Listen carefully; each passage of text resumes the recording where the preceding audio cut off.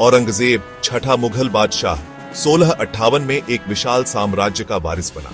तकरीबन 5 दशकों तक चले उसके राज्य में साम्राज्य का विस्तार भी हुआ और उसके पतन के बीज भी बोए गए।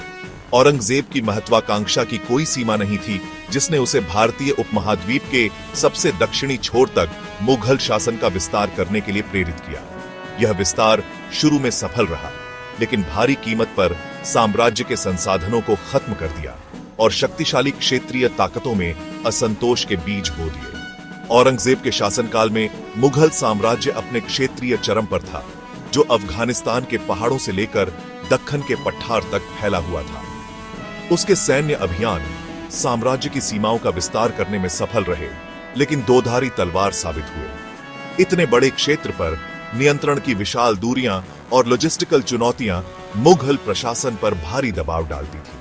इसके अलावा औरंगजेब ने विस्तार के अपने अटूट प्रयास में नए जीते गए क्षेत्रों पर नियंत्रण मजबूत करने के महत्व को नजरअंदाज कर दिया। बादशाह का सैन्य विजय पर ध्यान अक्सर साम्राज्य के भीतर विविध आबादी के प्रभावी शासन और एकीकरण की आवश्यकता पर भारी पड़ता था। इस उपेक्षा ने स्थानीय प्रतिरोध और विद्रोह के अवसर पैदा किए, जिसने अंततः मुगल साम्राज्य के पतन में योगदान दिया।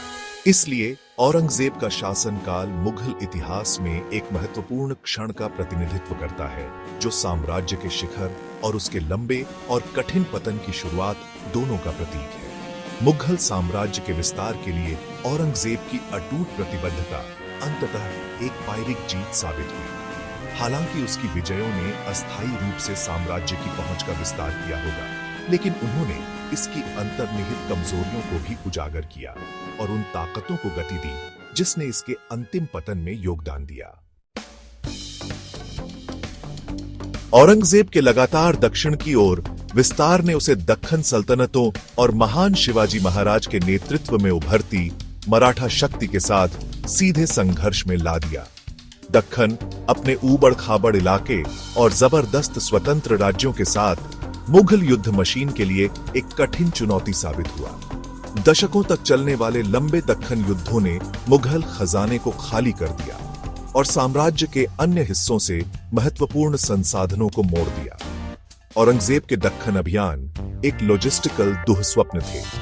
उत्तर भारत के मैदानों के आदि मुगल सेनाओं को दक्कन के पहाड़ी इलाकों और घने जंगलों में नेविगेट करने में कठिनाइयों का सामना करना पड़ा। दक्कन की सल्तनतें हालांकि अक्सर आपस में बंटी हुई थीं, मुगलों के अतिक्रमण का जमकर विरोध करती थीं। शिवाजी के नेतृत्व में मराठों ने छापामार युद्ध की रणनीति का बड़े प्रभाव से इस्तेमाल किया, मुगल आपूर्ति लाइनों को परेशान किया और शाही सेनाओं पर घात लगाकर हमला किया।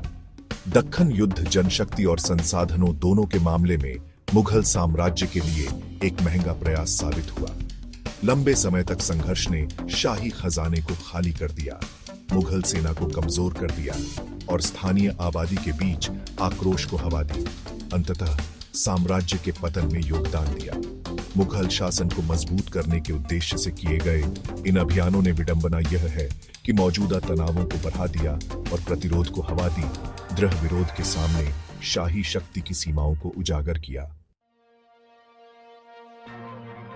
औरंगजेब के शासनकाल में अकबर जैसे उनके पूर्ववर्तियों द्वारा समर्थित धार्मिक समन्वयवाद और सहिष्णुता की मुगल परंपरा से प्रस्थान देखा गया।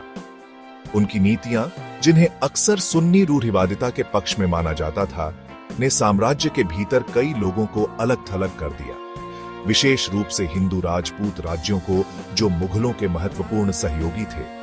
गैर मुसलमानों पर एक कर जिजिया को फिर से लागू करने से हिंदू आबादी के बीच आक्रोश और बियाज गया। इस्लामी कानून की औरंगजेब की रूढ़िवादी व्याख्या से प्रेरित इस फैसले ने अकबर की कर को समाप्त करने की नीति को उलट दिया, जो साम्राज्य के भीतर हिंदू मुस्लिम एकता को बढ़ावा देने में महत्वपूर्ण भूमिका निभाता था। जिजिया को बहाल करना व्यापक रूप से एक भेदभावपूर्ण उपाय के रूप में माना जाता था, जिसने कई हिंदुओं को अलग थलग कर दिया और उस सद्भावना को नष्ट कर दिया जो अकबर ने दशकों में श्रमसाध्य रूप से बनाई थी। धार्मिक रूढ़िवादिता की ओर इस बदलाव ने सत्ता के नाजुक संतुलन और सामाजिक सद्भाव को कमजोर कर दिया, जो मुगल शासन के केंद्र में, जिससे भविष्य के संघर्षों और विखंडन का मार्ग प्रशस्त हुआ।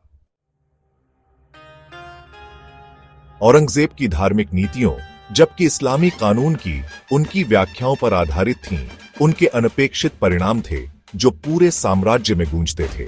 हिंदू मंदिरों का विनाश, हालांकि संख्या में कम, ने धार्मिक भावनाओं को और भड़का दिया और न्यायप्रिय शासकों के रूप में मुगलों की छवि को मिटा दिया। मंदिरों के विनाश को भले ही औरंगजेब के धार्मिक विश्वासों से प्रेरित हो, कई हिंदुओं ने अपने धर्म और परंपराओं पर सीधा हमला माना।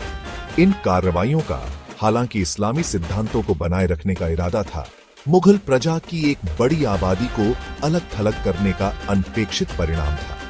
इस अलगाव ने मुगल राज्य के प्रति, विशेष रूप से हिंदू राजपूत शासकों के बीच अविश्वास और आक्रोश की बढ़ती भावना में योगदान दिया, जिन्होंने ऐतिहासिक रूप से मुगल सत्ता बनाए रखने में महत्वपूर्ण भूमिका निभाई थी। इन कार्रवाइयों ने हालांकि औरंगजेब की धार्मिकता में निहित साम्राज्य के नाजुक सामाजिक ताने बाने को तोड़ने और इसे एक साथ रखने वाले बंधनों को कमजोर करने का अनपेक्षित परिणाम था।